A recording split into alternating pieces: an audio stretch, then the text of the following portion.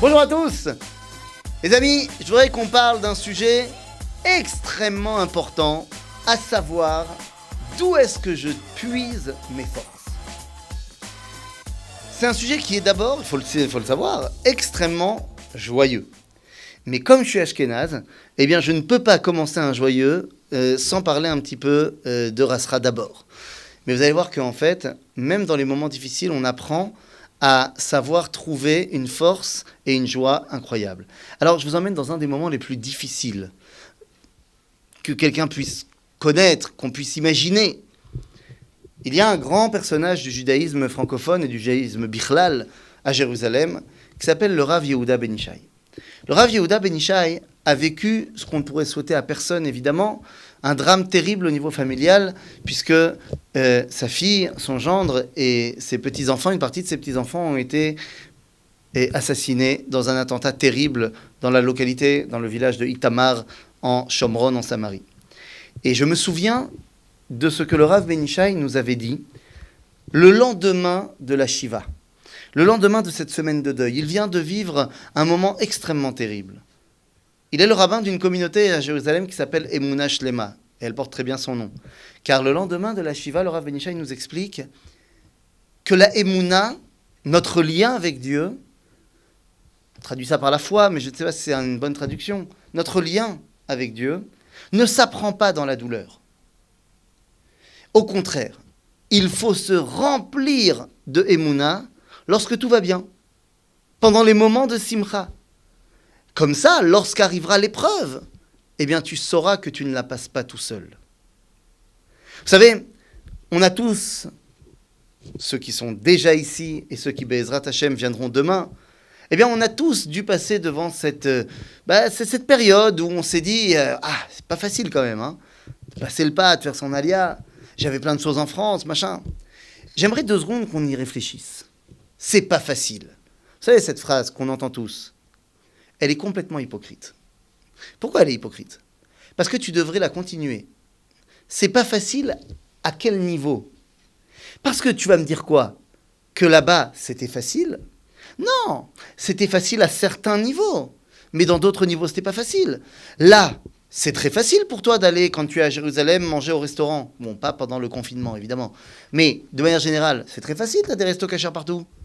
Quand tu voulais aller sortir au restaurant à Montpellier, c'était compliqué. T'avais pas de resto cachère. Ah oui, t'avais peut-être plus de facilité dans ton business que t'avais mis en place. Mais pour ce qui était de ta relation aux pratiques de la Torah et des mitzvot, c'était compliqué. Mais t'avais choisi de ne pas y penser.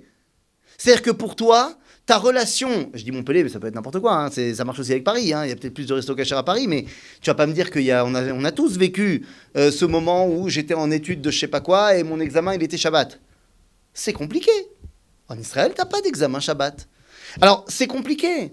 Mais pour toi, c'était pas une question, c'est compliqué. Parce que ta relation avec Akadosh Baruch Hu était très forte. Et donc, tu savais que, il y a un examen Shabbat, j'y vais pas, ou j'essaye de faire en sorte que l'examen il soit repoussé. Parce que ma relation avec Dieu, elle est plus forte que ça. Et des fois, il y a des épreuves, Nachon, mais j'ai aucun problème de les passer. Et donc, quand tu viens en Israël, et que tu dis, tu sais, c'est compliqué, j'ai pas le même parnassa que j'avais avant, j'ai dû changer de métier. Mais évidemment que c'est compliqué, mais la vie, elle est compliquée. La vie, c'est pas un pique-nique. Seulement, la question est de savoir quelle est la force de mon lien avec Akadosh Baruch Hu. La Emouna, c'est quand ça va bien. Comme ça, quand tu as une épreuve, tu sais comment la passer. Je vais te dire mieux que ça. En fait, la Emouna, c'est donc tout le temps. Parce que c'est à toi de décider si ce qui t'arrive, tu vas le prendre du bon côté ou tu vas le prendre du mauvais côté. C'est à toi de décider comment tu regardes la Metsiout, comment tu regardes la réalité. Je rappelle ici un des enseignements incroyables que j'ai reçus quand j'étais à l'armée. Alors, quand j'étais à l'armée, j'avais un supérieur. Alors, c'était pas un supérieur de mon unité exactement. Il était dans une autre unité, mais dans la base où on était, on le voyait souvent. On l'appelait tous Amfaket Peretz. Aujourd'hui, c'est Arav Peretz, et pas le rabbin Rafi Peretz, ça n'a rien à voir.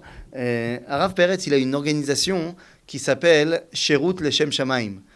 Et il va de base en base en Israël pour remonter le moral toranique des soldats là-bas. Il organise des cours, il organise des sioumim, il organise des moments incroyables avec les soldats, qu'ils soient religieux ou pas. Bekitsour, Moi, je l'ai rencontré en tant que Amfaket Peretz, notre commandant. Et je me souviens, à un moment donné, il nous avait appris à faire un exercice. Et dans l'exercice, tu sais, il fallait courir et tout. Et à un moment donné, avec son arme, il fallait plonger au sol et faire des roulades, des vrilles et tout ce que tu veux. C'était au tout début de mon enseignement militaire. Et je me souviens qu'il court, il monte une colline. Et en haut de la colline, il a dit, quand on arrive en haut de la colline, tu regardes pas, tu sautes. Et donc, il arrive en haut de la colline, il donne l'exemple. Il saute et il tombe par terre. Et là où il tombe, c'était un champ de ronces et trucs, genre, laisse tomber, des kotsim, la méadrine. Et le mec, il est tombé dedans, t'as vu qu'il avait mal. Tu l'as vu, on était tous derrière, parce qu'il nous montrait qu'est-ce qu'il fallait faire. Et tu voyais qu'il avait mal. Et il a piqué un hurlement énorme, genre « Ah !» Mais une fois qu'il a terminé le « Ah !» il a dit « Ah ! Les échappes, les kotsim d'Eretz Israël, extraordinaire !» Et il était en sang partout, mais il disait « Ah, ça c'est les ronces d'Eretz Israël, c'est extraordinaire. » À toi de décider. Est-ce que tu vas pleurer parce que, comme diraient nos amis les inconnus, j'ai beau être matinal, j'ai mal? Ou alors, est-ce que tu te rends compte que ben voilà, il y a une opportunité ici de voir la chose du bon côté. Alors évidemment, c'est dur quand on est dans la difficulté, de trouver le bon côté. Bien sûr. Et loin de moi de l'idée de vous dire, quand vous allez mal, de dire vous allez bien. Non, quand on va mal, on va mal. Mais il faut se rappeler les enseignements du Talmud qu'on connaît tous. Lorsqu'on se rappelle de cet homme, Nahum, qu'on appelait tous Ish Gamzu, parce qu'il disait quoi? Il disait Gamzu Letova. Mais attention, Gamzu Letova, ça ne veut pas dire Gamzu Tova.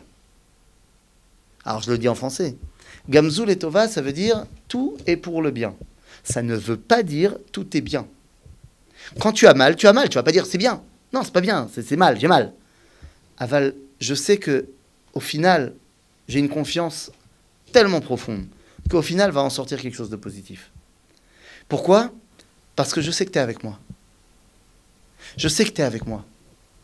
Et je terminerai cette petite réflexion avec un enseignement absolument incroyable que j'ai entendu à Auschwitz par le grand rabbin d'Israël, le Rav Israël Meir Lau, qui nous avait dit une fois quelque chose d'absolument incroyable. Vous savez, il y a ce Teilim qu'on connaît tous qui dit Gam ki eler begeit salmavet lo irara ki ata imadi shiftecha mishantecha. Il nous avait expliqué comme ça, il dit même lorsque j'irai dans la vallée de la mort, Gam ki eler begeit salmavet lo irara, je n'aurai pas peur ki ata imadi, car tu es avec moi. Dit le Rav Lau, j'ai toujours compris que c'était comme ça qu'il fallait comprendre le verset, jusqu'à ce que en fait je décale la virgule et que ça dévoile en moi une explication complètement différente. Gam ki eler begeit salmavet lo ira, virgule. Il dit lorsque j'irai dans la vallée de la mort, je n'aurai pas peur. Tu sais pourquoi j'aurai pas peur? Parce que j'ai appris à aller dans des vallées de la mort, j'ai pas peur, c'est bien. Ra ki ata m'a dit. Ce qui est mal, c'est que tu es avec moi dans la souffrance. Ça veut dire que c'est mal que tu sois avec moi. C'est que, vu que tu es avec moi tout le temps et que je souffre, eh bien les gens vont attacher à ton nom la souffrance. Et ça, c'est terrible. Et donc c'est à moi de faire en sorte que, quoi qu'il m'arrive dans ma vie, eh bien lorsque les gens vont attacher ton nom, lorsque les gens vont me regarder, eh bien ils vont l'attacher de manière positive, de manière qui me fasse grandir, de manière qui m'élève et non pas qui me rabaisse. Il terminait en disant, ce que les nazis ont fait dans la Shoah, c'est le plus grand Chilul Hashem qui soit. Et en nous regardant plein d'amour, il disait, et donc voir la résurrection du peuple juif aujourd'hui, c'est le plus grand Kiddush Hashem qui soit. Il n'y a pas de plus grand Gamzu Letova que celui-là. On ne savait pas ce qu'il était, le bien qui pouvait sortir de tout ce mal qui nous est arrivé. Et il est évident que c'était mal. Mais regardez où on est maintenant. Regardez où on est arrivé. Regardez ce qu'on est arrivé à reconstruire tant au niveau individuel qu'au niveau personnel. Et c'est pour ça que, à chaque fois que j'avais un petit problème quand j'étais jeune, j'osais pas le dire, j'osais pas en parler à ma grand-mère qui avait survécu des camps. Je me disais, attends, elle a survécu les camps, et moi je vais lui dire que j'ai un problème parce que je suis tombé et que j'ai mal au genou. Ah! En vérité, ma grand-mère était la première à vouloir nous dire, oh là là, tu t'es fait mal! Parce qu'elle comprenait que chacun des petits moments